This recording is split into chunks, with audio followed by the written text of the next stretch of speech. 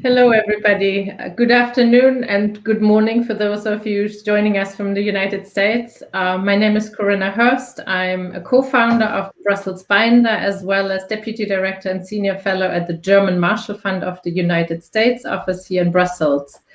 It gives me great pleasure to welcome all of you to today's event, and it's a particular pleasure to also welcome our panelists, and I very much look forward to speaking with them in the next few minutes. This event is really part of a series of events that we are doing to end a consortium collaboration between the Brussels Binder, the German Marshall Fund, and Bruegel, another think tank here in Brussels. And I'm very, very grateful for Carnegie, another think tank, to have joined us for today's event. The consortium for the last 2 years has been really working very hard to sort of share the story and experience of the Brussels Binder, which is a database of women policy experts that we've launched in Brussels in 2017 to really try and impact the way how events are being done in Brussels. And we wanted them to be more inclusive and more diverse, but then also how media is been doing their reporting and using experts for analysis and quotes. So we really tried to create some waves in Brussels. And clearly, in our excursional journey, we've sort of come to realize that research needs to be part of this sort of equation, and we need to do a closer look at that. So actually, the Brussels Binder Beyond project is in the final throes of completing a report that we have been working on to sort of showcase some of the examples that some think tanks in Europe are already doing when it comes to diversifying the way they do research. But today, I really would like to use this opportunity to bring in also a different crowd, different sectors, and different organizations throughout Europe and the United States to sort of share with us a little bit sort of their own experiences on this journey.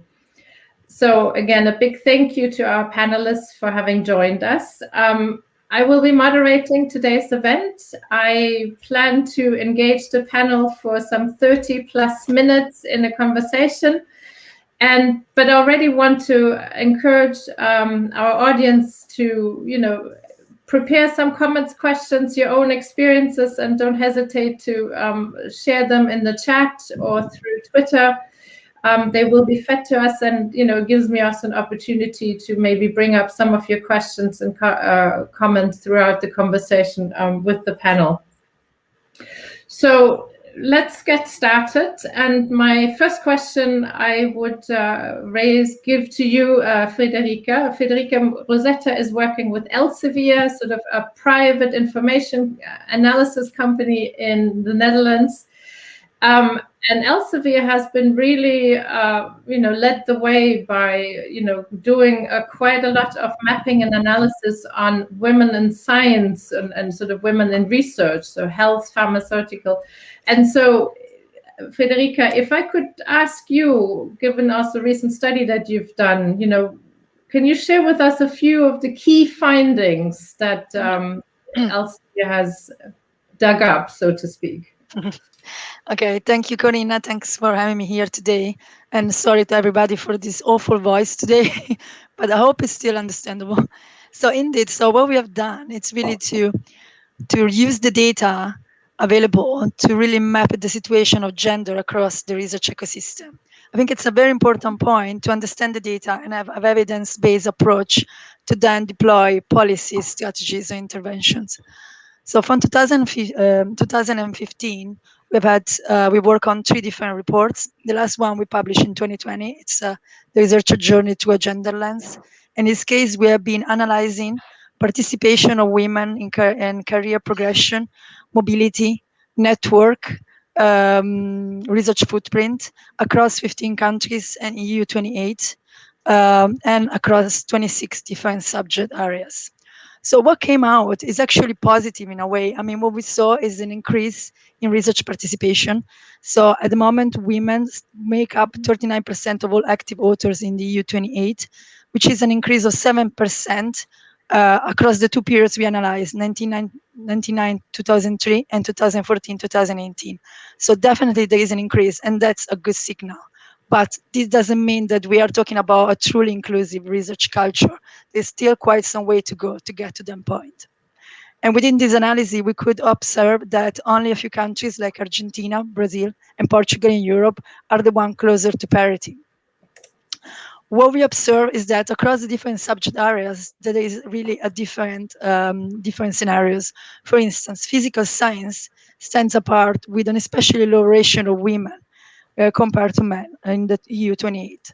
In contrast, instead, what we saw is that in medicine, biochemistry, and social science, there is a much larger participation of women.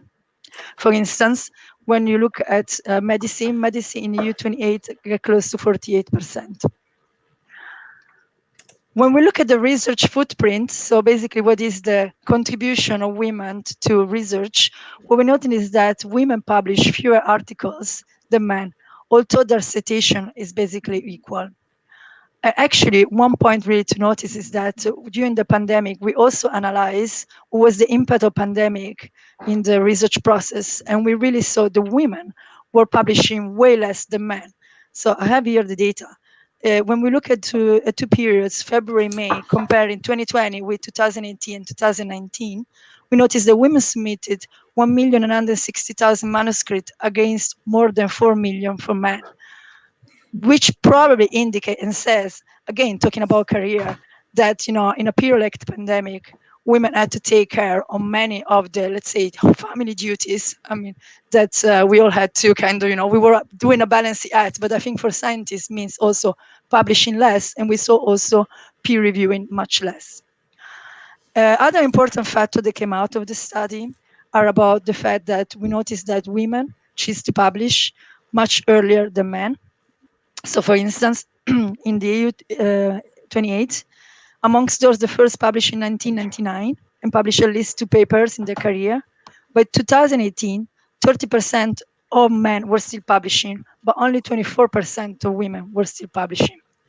Then we also look at the representation of women within grant awardees and within patents. So when it comes to women representation among grant awardees, this remains low compared to men. But especially if we look down into the innovation cycles, we see that in the EU 28, women comprise only 11% of inventors, where instead men are a vast majority at 89%.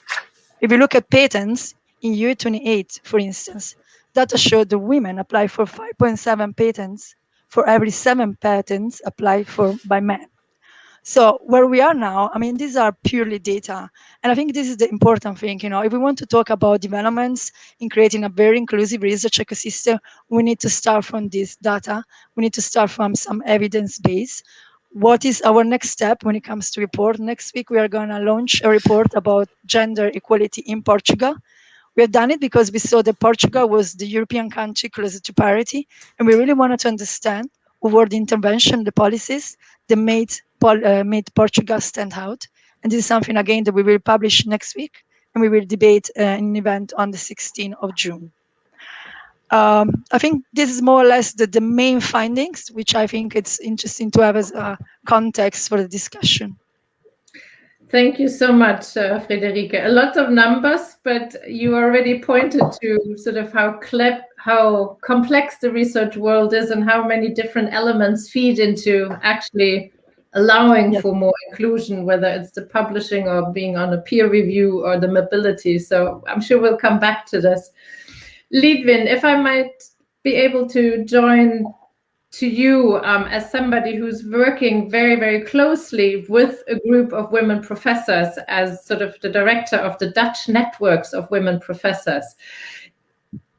Can you share with us a little bit sort of what you have observed in some ways, what the women professors have experienced in the Netherlands? So what does this real academic, academia sort of look like? And what you've been able to observe when it comes to women doing research, publish or collaborate with other colleagues? And does the Dutch network promote for more inclusion of women in research? Is that sort of a particular area of interest to you? Yes, it is. Thank you, Corinna, for the invite to this seminar.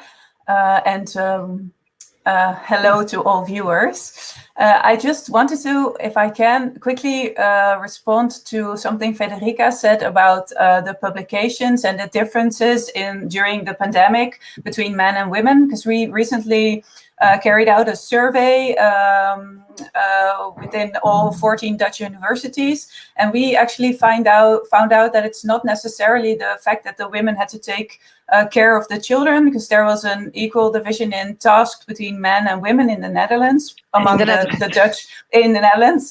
In the Netherlands. I underline that with big lines, but it was interesting to see that it was more division of tasks within the university. So men got to focus more on research, and women had to focus more on education and getting all education online, taking care of students, getting international students out of their isolated positions, doing more of academic service, as you might say, instead of focusing on their research and their publications. And the thing is that in the Netherlands, we have a strong culture, and overall in academia, focused on research output. So your promotion is based on whether or not your publication rate and citation score is okay. And we fear that this lack of possibilities to actually focus on research will result in the end in the fact that women will not be promoted to associate professor or professor. So will be again disadvantaged when it comes to promotion through this system. So that is a point that we're really focusing on. And an interesting development in the Netherlands is a change in recognition and reward. Yeah. So we're looking at different ways to assess the quality of research and looking at a more diverse and thus inclusive ways of getting through the academic system. And so that not everyone has to fit in this rigid mold of the typical white male academic. And we, as a Dutch network of women professors, really aim for already catching up with the developments going on in the field of recognition and reward, for preventing women to get victimized, let's say, in double by the pandemic. And then quickly, as it comes to the Dutch network of women professors, we were founded actually in 2001, when there were in the Netherlands only 6% female professors. And right now we have 24.2% of female professors. And with that number, we're still at the bottom 4 if you look at the EU SHE figures. So we're not doing that well. There is progress, but we're not doing that well. So this year we are celebrating our 20th anniversary, and a lot has changed in these 20 years. We'd like to think also because of us, because we got to develop from a very small network actually to a knowledge center and a lobby organization and a network of over 1,400 associate professors and professors. And we try to not only get the numbers up, because I would like to stretch that for the discussion today. It's not all about numbers or representation. It's much more about also changing the culture. So how do we do that? How do we get away from the fix the women approach to fix the institutions and the system? And that is what the Dutch Network of Women Professors aims at.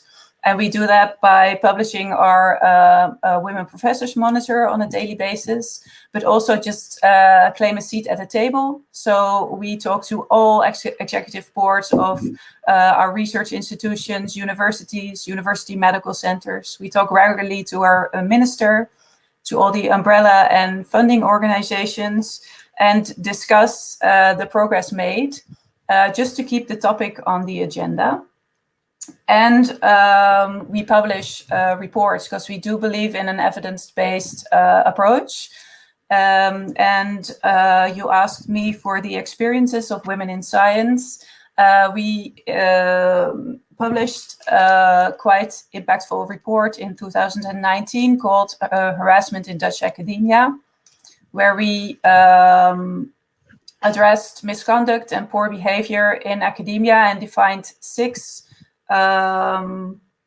forms of harassment that specifically women, but also other minority groups and actually all people in academia, but to a greater extent, minority groups, like scientific sabotage, physical and verbal threats, exclusion, sexual harassment, denigration, and problematizing special needs, like, for example, pregnancy during your research. And this was based on 53 cases, and we deliberately included anonymized reports of these cases in the report, so you could really hear the people behind the cases, because often we lose touch of the fact that we are actually talking about people here. So the stories of the people were actually in the report. And we identified also the facilitating factors of harassment in academia, which are, of course, the strong hierarchical structures, the competitive and individualistic culture, and an inadequate response to incidents, and also silencing and self-silencing of incidents. And I wanted to bring this report to your attention because it has a lot to do with changing the current academic culture, where there's not a lot of money and a high competition for funding, and also a research-based culture, a culture based on output, and not based on a culture of care, where the learning is key, let's say, also on the level of the organization. I would really invite everyone to visit our website for more information, because we do a lot. You can find our annual reports there, but I just wanted to finish here because we can go discuss later on what we do actually to promote equal representation and an inclusive culture. Thank you so much, Lidwien. And you pointed already to something that I want to bring up later on, and it's sort of the collaboration you've been doing with the government, with the ministries and sort of other stakeholders. So let's come back to this. Thank you so much, though, for sharing some of the stories that have come up. And I'm really struck by, I mean, COVID-19 has had a deep impact on all of our lives, but also sort of seeing how it plays out in different ways. It's really interesting. Allow me, Toby, I'd like to turn to you. You and I both work in a think tank, which is very different than academia. You're based in Washington, D.C., but you also work in a particular policy area that some of us would describe sort of a hard policy. It's sort of security, and in particular nuclear sort of policy. So has this field enough women experts to do the research and speak and write about it? And if you don't mind sharing with us a bit the numbers, you know, what do the numbers look like when it comes to Carnegie in terms of having women in research? And then I also wanted to mention something. You're also one of the co-signers of a petition that was circulated in Washington, D.C. last summer, where large numbers of representatives from think tanks really did a public, not outcry, but sort of, a call for attention that the policy community needs to have more diversity. And so curious to hear sort of what's your personal stake in all of this as a fellow, an expert, and a researcher. Toby, the floor is yours. Well, thanks, Corinna, and thanks also to my colleagues at Carnegie Europe for inviting me here. I have to say, the first time I've spoken on a panel like this, and so for me, I'm happy to talk about North Korea's nuclear weapons all day, but talking about gender and diversity is kind of a new foray for me, so I look forward to the opportunity and the challenge. And I think also just to reflect on my own journey a little bit, recognizing that as we think about the field and how to change our fields, requires not just looking at what we're studying, but who and how we're studying it too, and who constitutes our field. And so ultimately, doing that successfully in an institutional context, I think takes allies, which I would count myself one. You looked at, Corinna, you asked about numbers. So if you look at the pictures and names on the Carnegie website, you'll see that in the research staff, it's about 70% male and about 30% female. Some programs are better than others on gender diversity, but the overall picture isn't great. And this, I would say, isn't unique to Carnegie or even my program that works on more hard securities. We know we have work to do.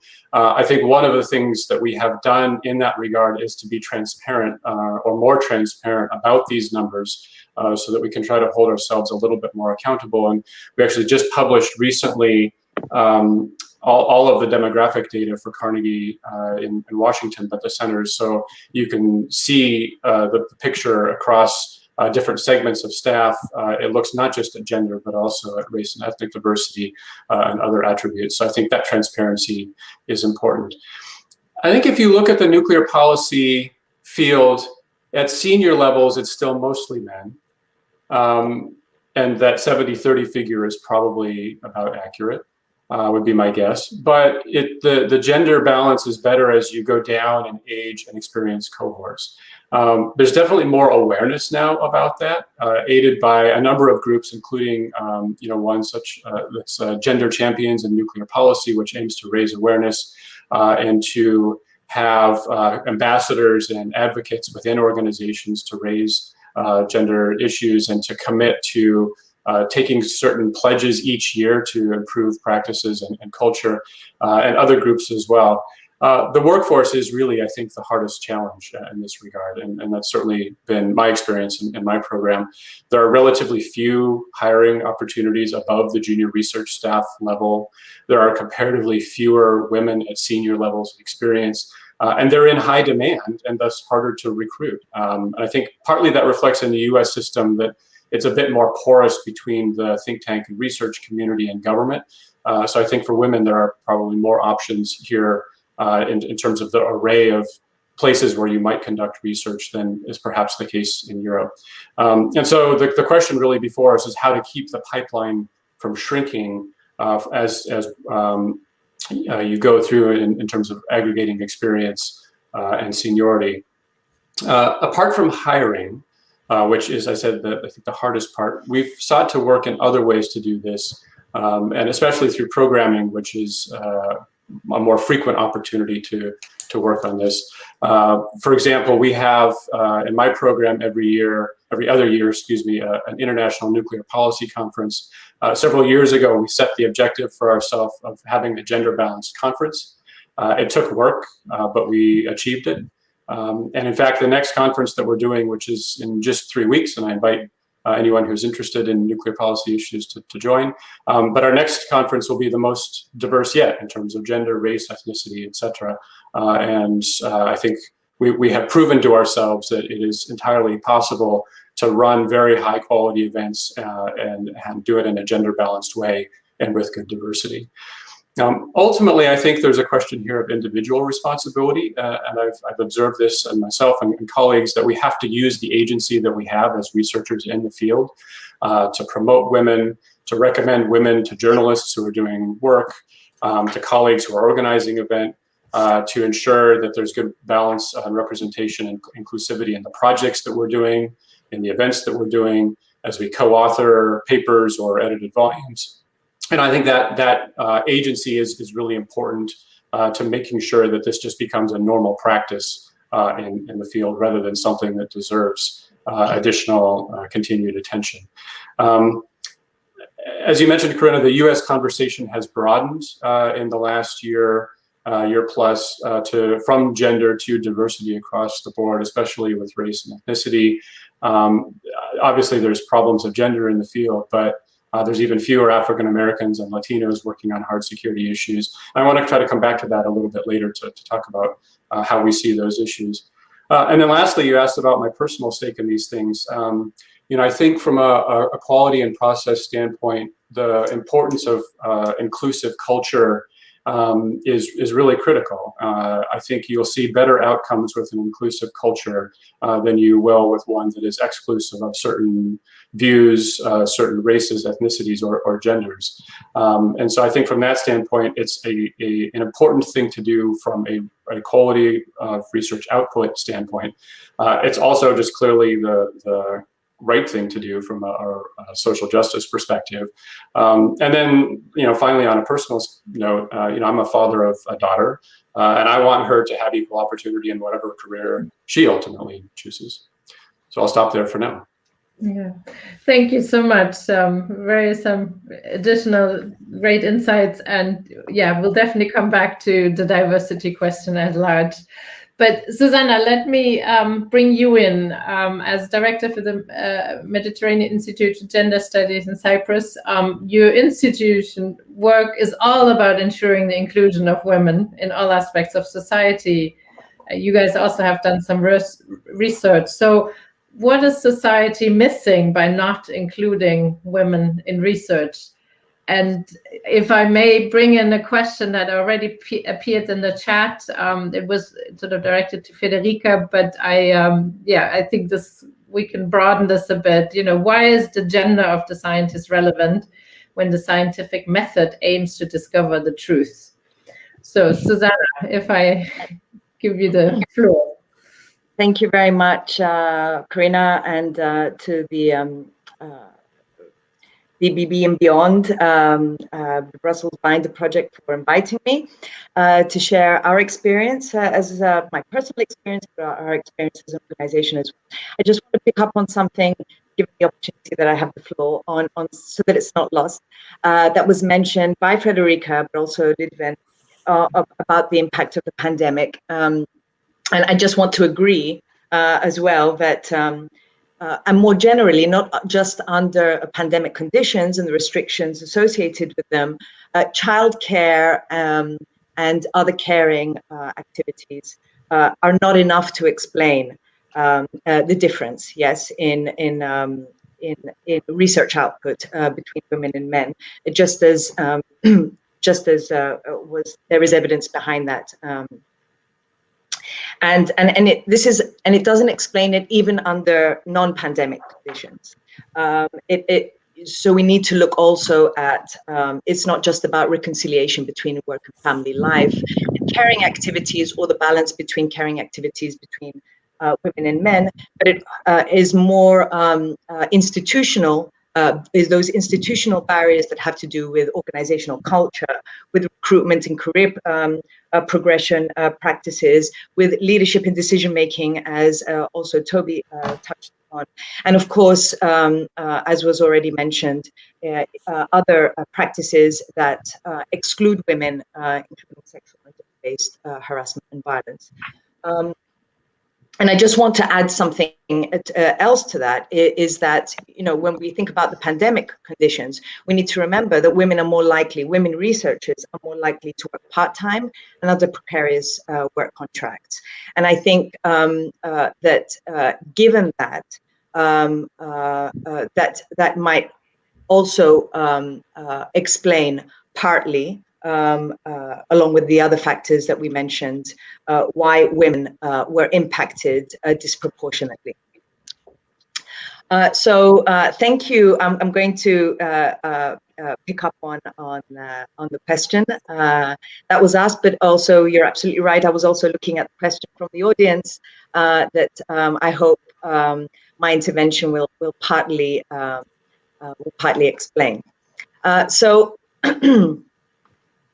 What we try to do at MIGS, which is the short name from our organization, is specifically, because we're an organization that doesn't only focus on research, but uses that research is combined also with awareness raising, education and training, advocacy activities. So the feminist approach is particularly important for us, because we are advocating on behalf of women. So also to partly answer the question, unconscious bias is embedded in these apparently value-free research methodologies, and this unconscious bias it skews findings that result from the assumption that researchers can remain neutral and external to any research process. So there's also been a tendency to ignore difference, instead starting from an assumption that there is nothing distinctive and different about the experiences of women, girls, or that these distinctions and differences between women and men are not significant or important to analyze and include in findings. And so in this way, the experiences of men are assumed to be the norm. And that's why there's such a large data gap, a gender data gap in all sectors. And it's the norm from which others deviate, if you like. And so this is the gender neutral approach that, in fact, we don't call it a gender neutral approach, is in fact a gender blind approach. So feminists emphasize the link between who does the research and the quality of the findings and the analysis that emerges, but also in relation to who benefits from the findings of the research. So we emphasize it makes wherever possible research about women, by women, for women. Research that wherever possible involves women in their design and implementation, using participatory approaches wherever possible, so that the research participants see themselves as part of, rather than separate to the research process. And such participatory approaches, at their best, open up the possibility of developing research that responds to and emerges from the needs of women and girls, but also marginalized groups and communities, involving them in this way brings more meaningful change on the ground. And specifically because my organization does not do research for the sake of research, but precisely to bring meaningful change on the ground. Another aspect of the research approaches that we utilize is to attempt to diminish the power differential between the researcher, which may be located in academic, policy, or practice, and the women and girls whose lives are being researched and are in need of intervention by policymakers and practitioners. We understand and we recognize that this power differential cannot be eradicated completely, but we go through that process of self-reflection and adherence to feminist ethics to ensure respectful collaboration. And what is particularly important, particularly in my work, where I focus on violence against women and girls, is to ensure the well-being of the research participants. Just one last aspect that I will mention is the importance of when doing research or conducting research about women, with women, how important qualitative research methods are in generating rich and nuanced data. And these could include case studies, life histories, participant observation, focus group discussions, and so on. Because we feel that qualitative research keeps the attention on the individual human experiences.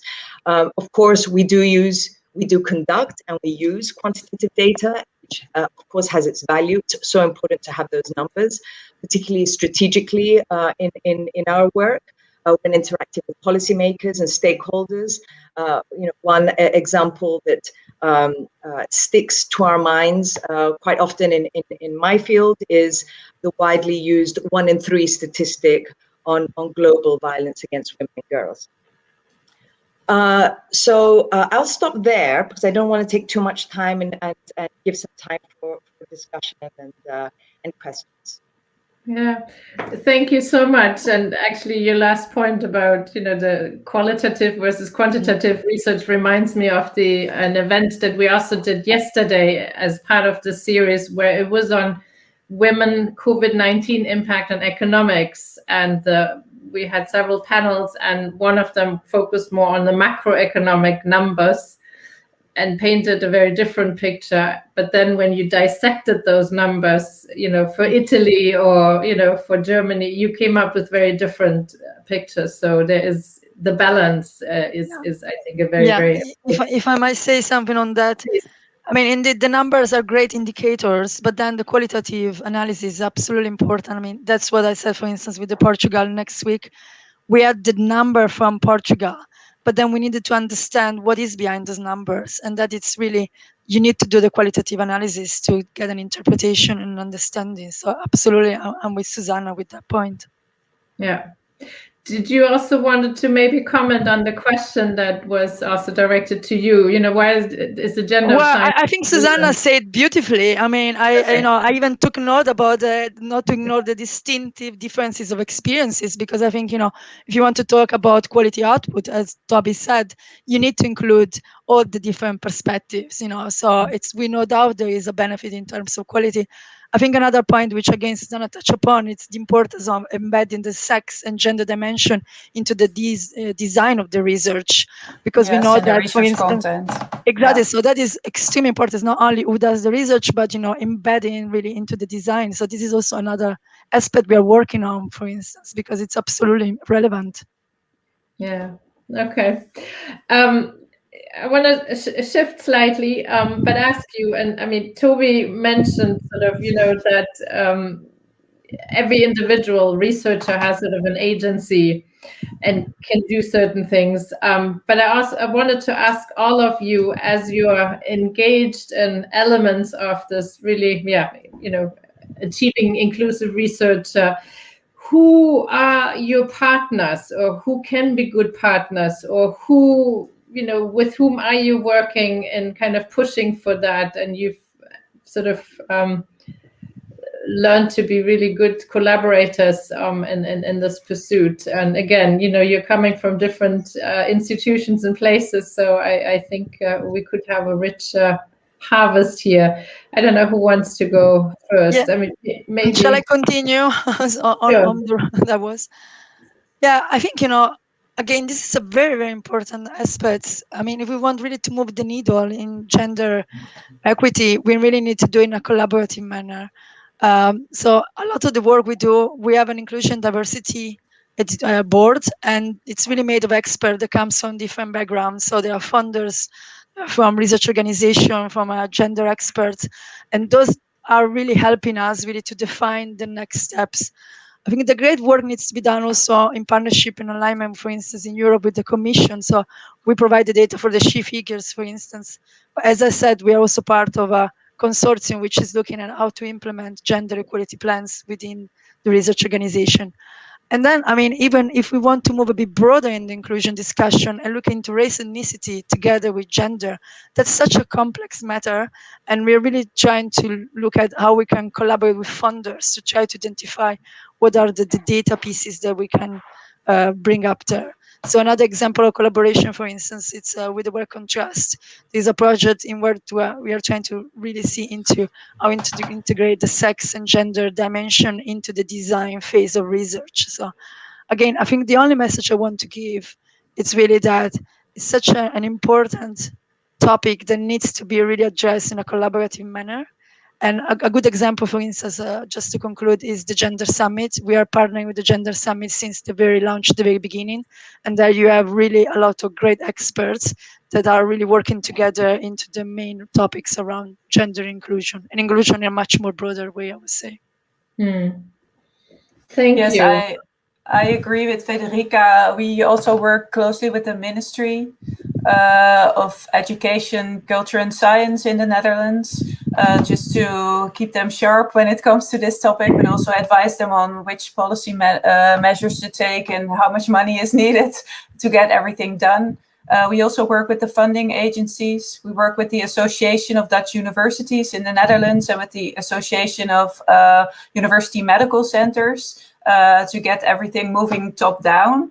And we are, of course, a network of women professors, but that's much larger than just the professors. So we also have a bottom-up approach where we ask not only the women, but also the men to be our partner in changing the culture, because that's also a very important aspect, I think, including men in the change we're about to make, because we have to change the system, not fix the women.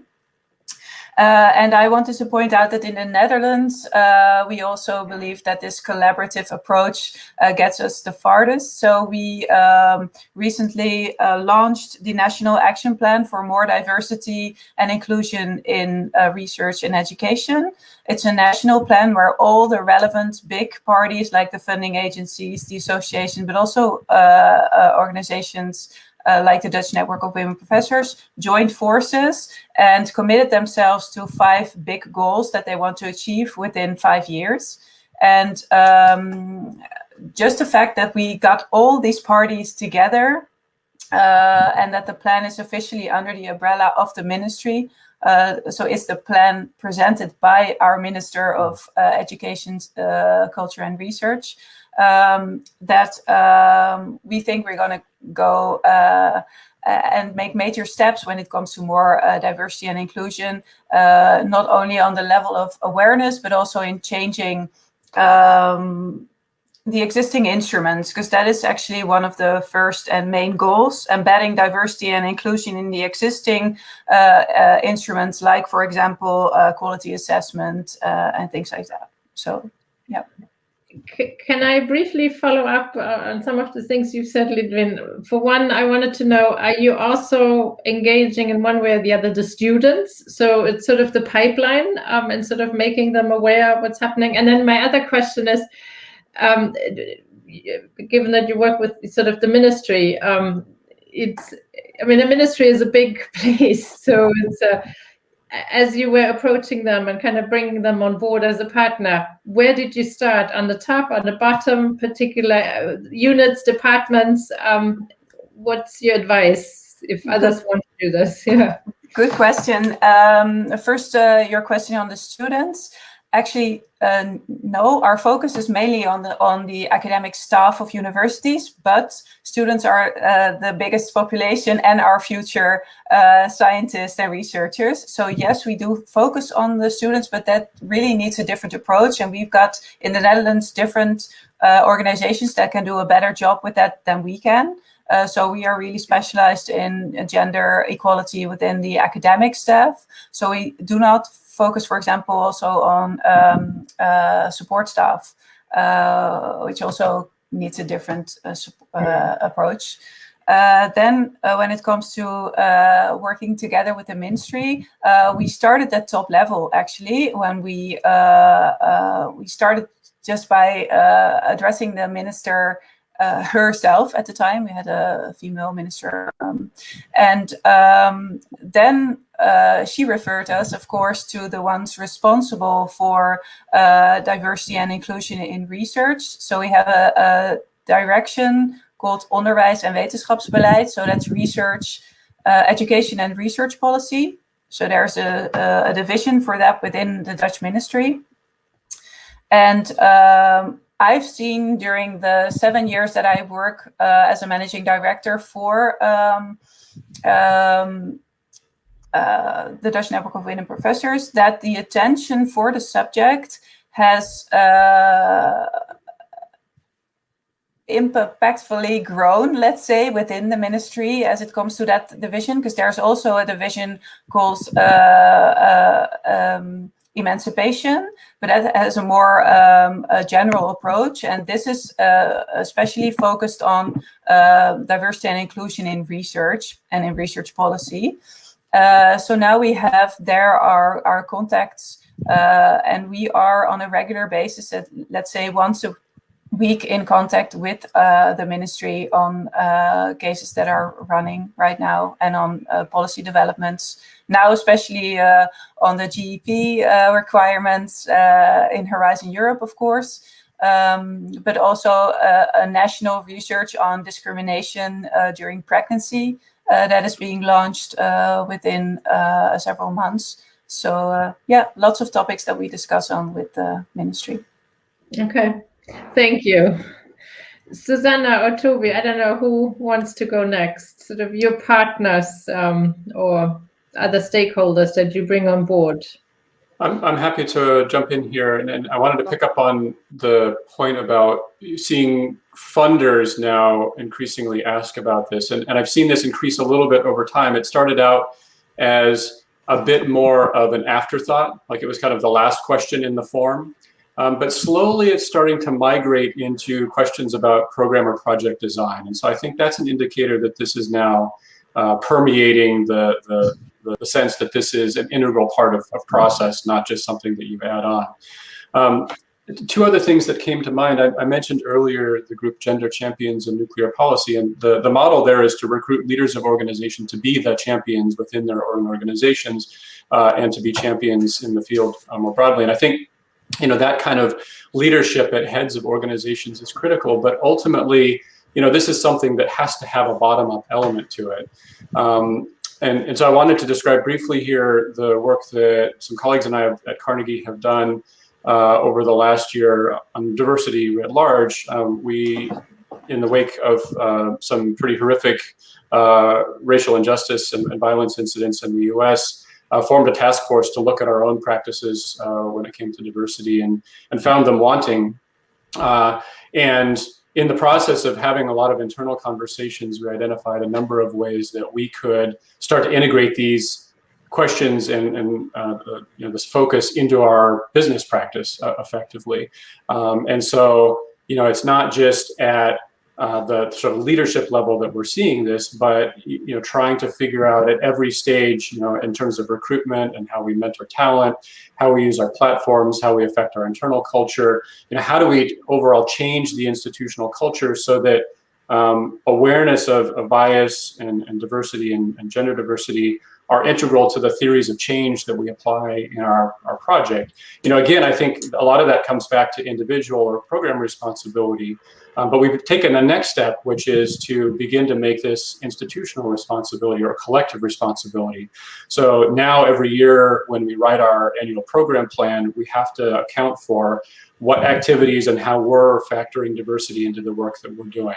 In our individual performance reviews, I just had mine last week, what are we doing individually to ensure that we're meeting the diversity objectives that we set for ourselves. So, partly it's about goal setting there too. Obviously, this is evolutionary. As I said, we're seeing a little bit of evolution on the funding side. It's not a one-shot kind of thing that you fix. And so therefore, we're needing to see sustained commitment and learning. And hopefully the early results and some of the data that's been described, I think, make that clear, can really be useful to show that this is working. And ultimately, then we need transparency to show when and where it's not working. And I think that is a good practice too. Yeah. No, some very valuable points. Thank you. But I also love the richness of, partners and ideas that already came up in terms of how to make this almost a movement. Susana, anything you can add from your perspective? I agree with everything that's been said so far. I would also, and it's absolutely true, that funders are, I remember years ago, the question, the integration of the gender perspective in a research proposal was, is the team gender balanced, and how it's evolving into something a lot more of substance. Right, and as Toby said, integrating the gender perspective in research design. So, in our and picking up on the question, which was about collaboration, this is really important. And my organization is starting to build those collaborations with research organizations in Cyprus, but also elsewhere. As I think you mentioned in the introduction, we've also worked closely with the European Institute for Gender Equality, but also, our role, and I would really emphasize, because it hasn't been mentioned yet, it is when in this collaborative approaches, and I really commend what is being done in the Netherlands. That sounds like 100 years away from where we are in Cyprus. But to include civil society organizations and grassroots organizations as well, because they can really bring very I think, valuable input into these discussions, even though it might not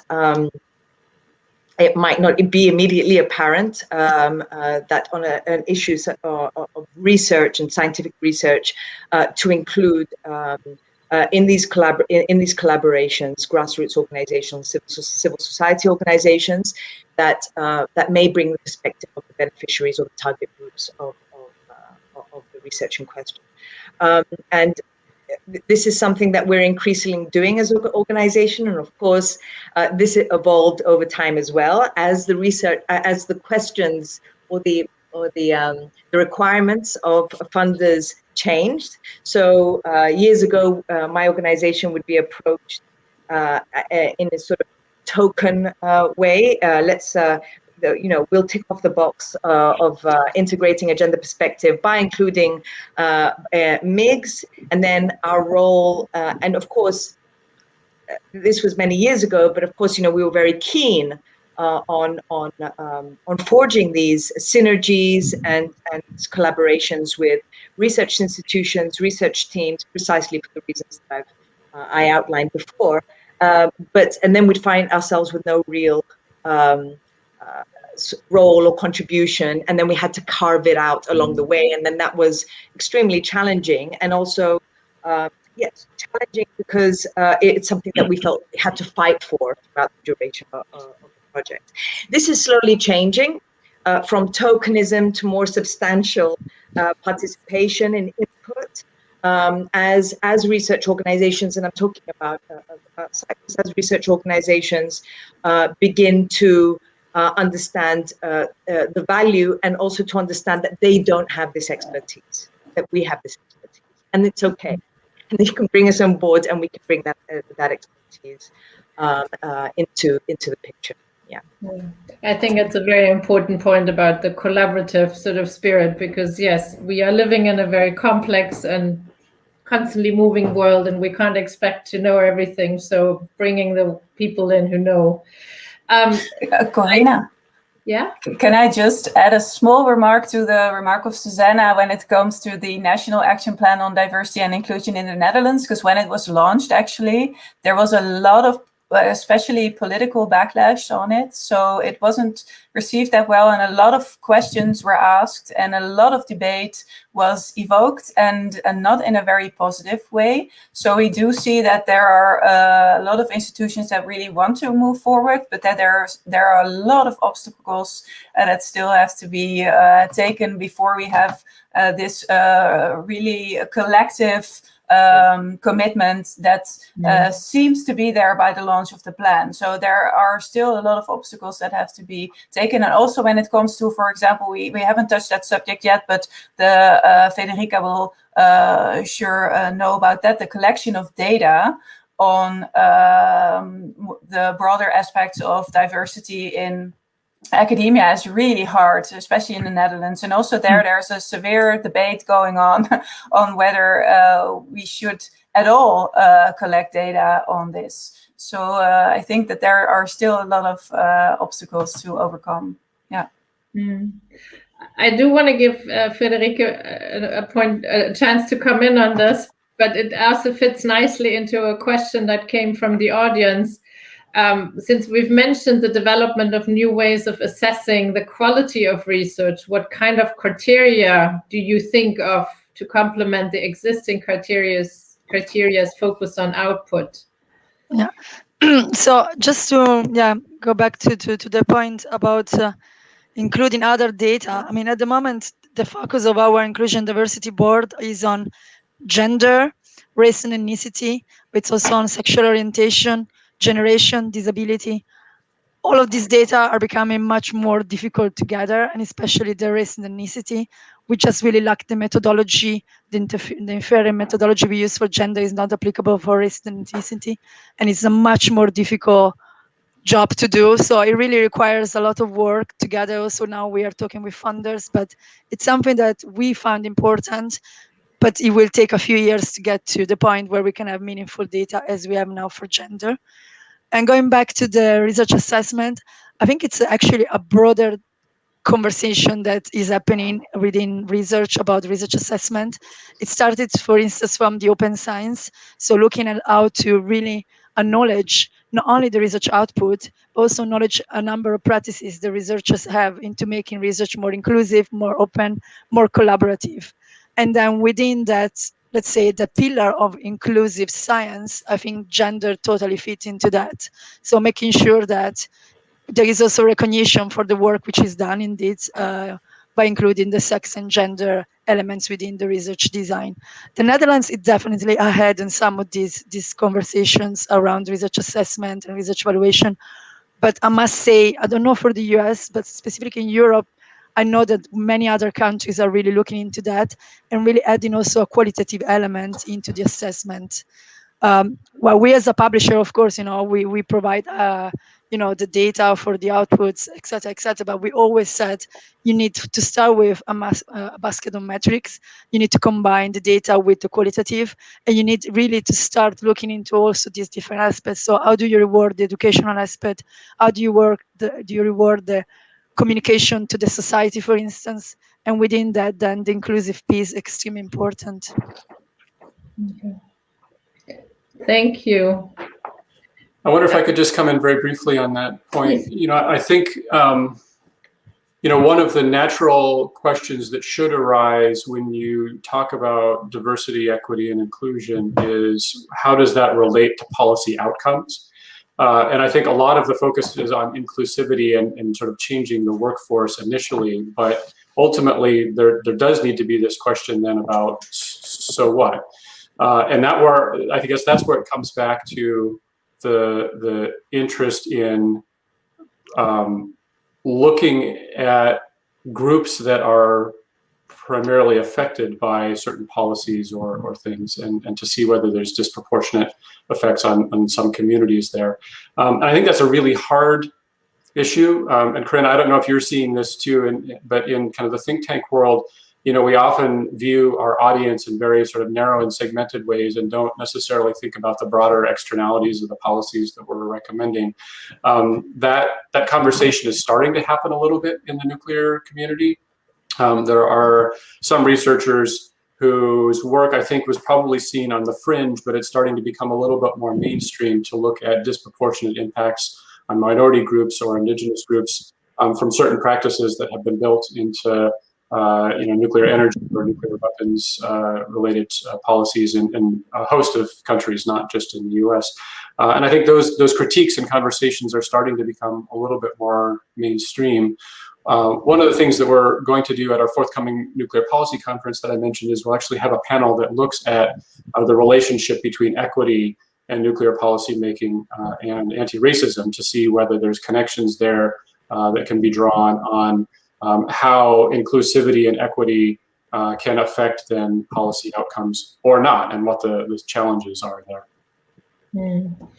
No, it's a good point, and certainly also a conversation at the German Marshall Fund, and it goes also to who's our audience. Is it just the policymakers, or is it a broader segment of society, and how do we make sure that the policies we recommend are representative of what society sort of thinks? And but I also see there's sort of some movement. I actually wanted to sort of briefly pick up on that because obviously, given the US experience, there's a strong element of intersectionality, and you've mentioned already at Carnegie, there's very much sort of a focus African American, Hispanics, and getting them into the research community more prominently in the various policy fields.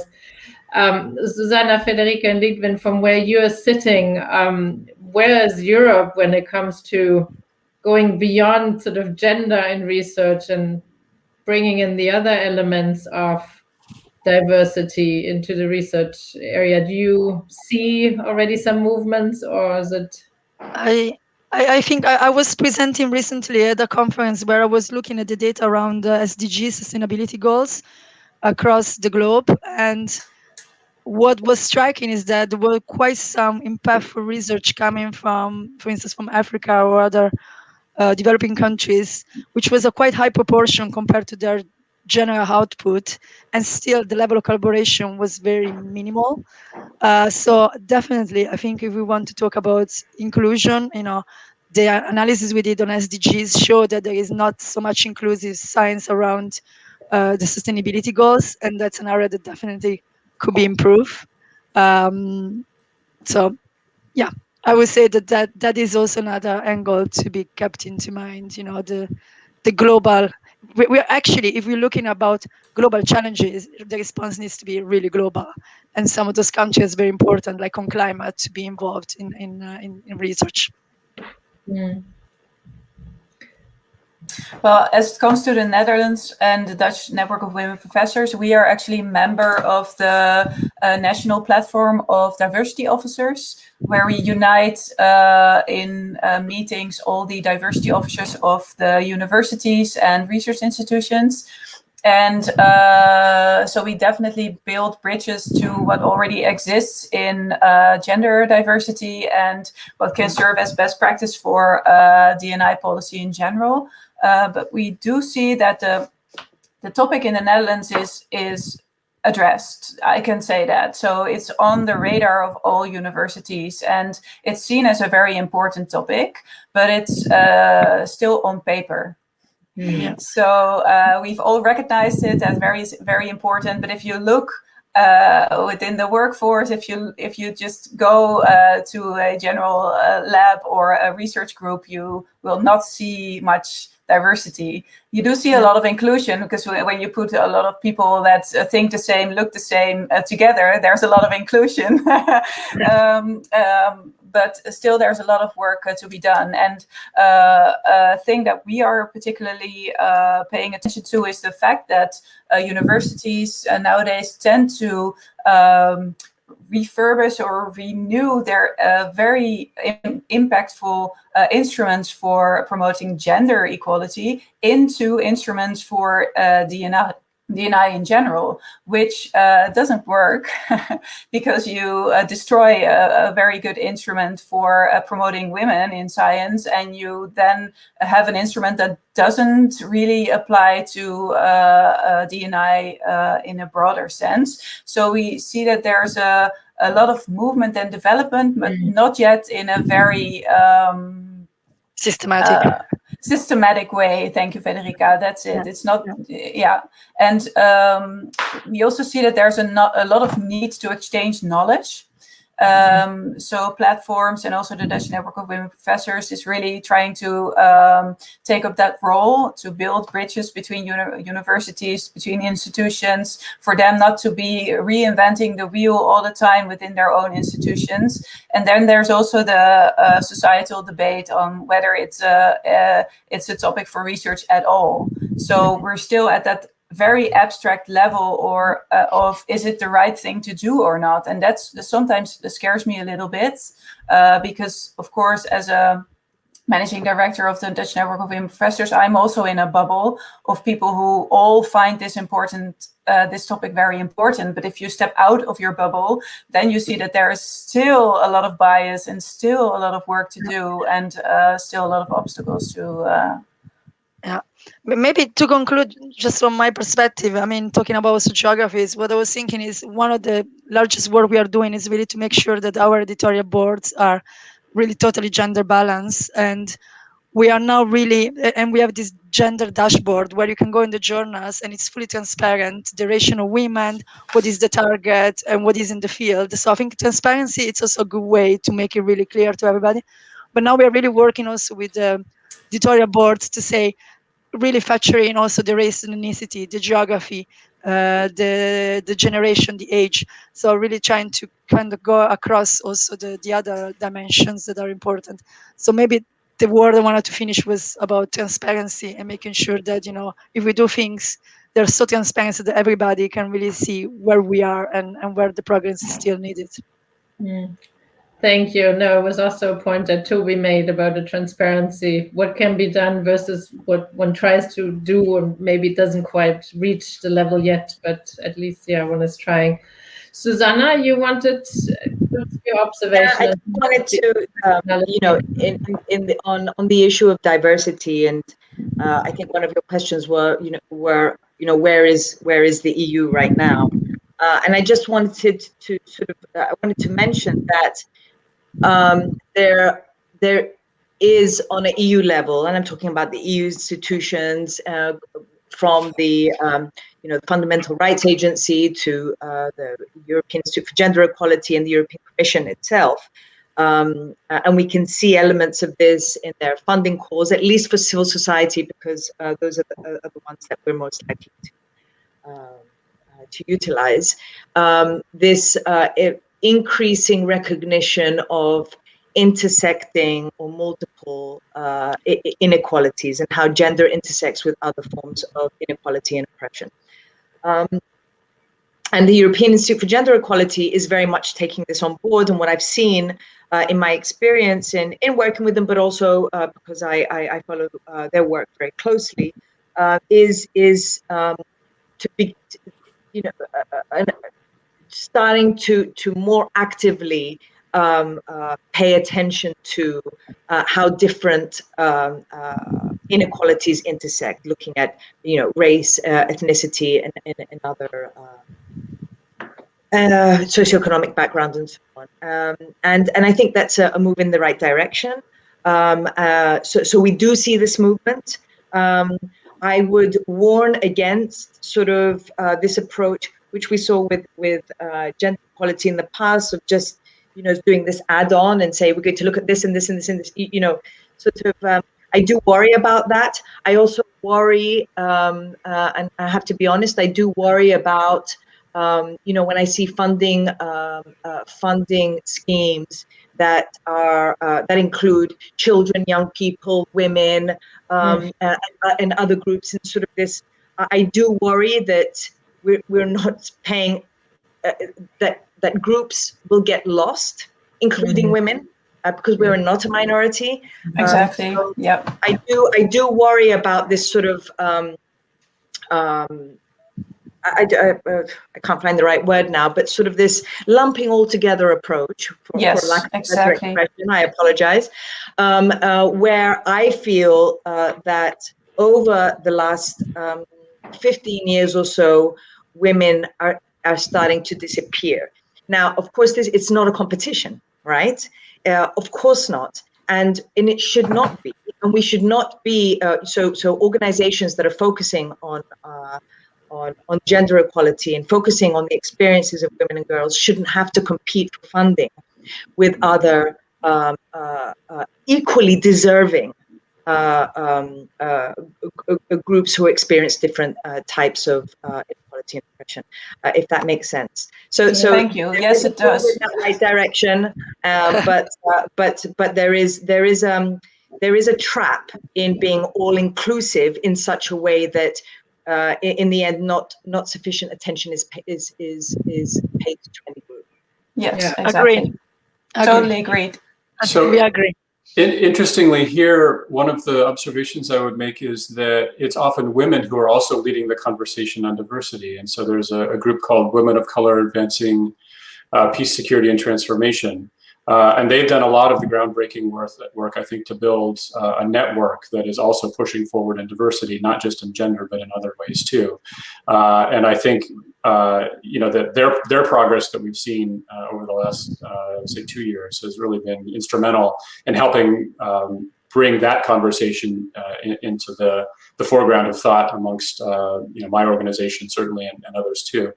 So it is interesting to see that the conversation on gender was led by women, and now the conversation on diversity is also led by women. So there's clearly common threads or common purpose that's felt there that I would observe. Yeah. So we're slowly coming to the end of our session. I do want to give the audience an opportunity. This is the last chance to come in, but also wanted to give the panelists one last chance to add something. I have one particular question, and I wanted to put this out there. So as you're reflecting on your final thoughts, could you, in addition to what has been mentioned, are there any other inclusive practices that you as an individual or your own organization has implemented to really ensure for greater gender balance in the sort of research field. I'd love the audience to be able to take away a few concrete actions that we certainly will also include in our report, but anything that sort of comes to your mind now that people can take with them. I don't know who wants to go. I can share a few very practical. We've, together with the universities, just set targets for female professors. So that's on the level of representation. Now we have not even yet 1 out of 4 professors that is female. In 2025, we have to be at 31.2%. So universities have to work towards that percentage. But that, of course, is only about representation and doesn't address the lack of fit and a lack of belonging that women often sense when it comes to academia. So there we address bias in recruitment, selection, and promotion by, for example, showing videos. ERC does that too before the start of the committee, making someone responsible within the committee for the process and making sure that bias is targeted within the commissions. Well, there are a million things you could do, but set targets is, I think, the best way to go about representation and then attack bias in recruitment, selection, and promotion. Okay, thank you. Who wants to go next? Maybe I can come in and just to piggyback on Lidwien's point. I think that you need good baseline data in order to set targets, and so that's a critical element. And for us, again, more on the representation side, but with a view towards targets, we're just starting now to formally track the diversity statistics and the use of our various platforms, and asking participants or panelists, speakers, etc., to self-identify. And so we'll aggregate those, and we'll actually, I think the intention is to publish them, and then use those as a way of setting targets for ourselves and for the coming year across our program. So that transparency and collecting of data then, I think, enables hopefully the accountability that brings about the internal cultural change that we're looking for. Yeah. Very nice, yeah.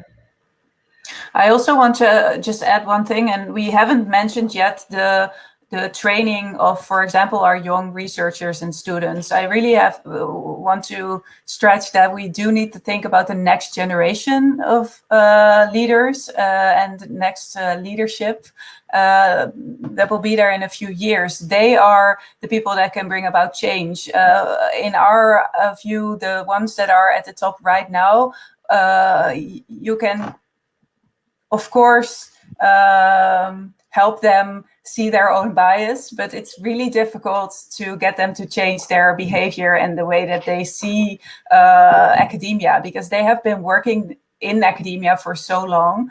But training and educating our students and our PhD candidates is really crucial, I think, for changing the way we perceive research, the way we see the quality of research. So I think that there's a big element and also a big focus. So of course, assessment when it comes to leadership, what kinds of people do you want to have in your executive boards and on your dean's positions, but also the future of science, so our students and PhD candidates.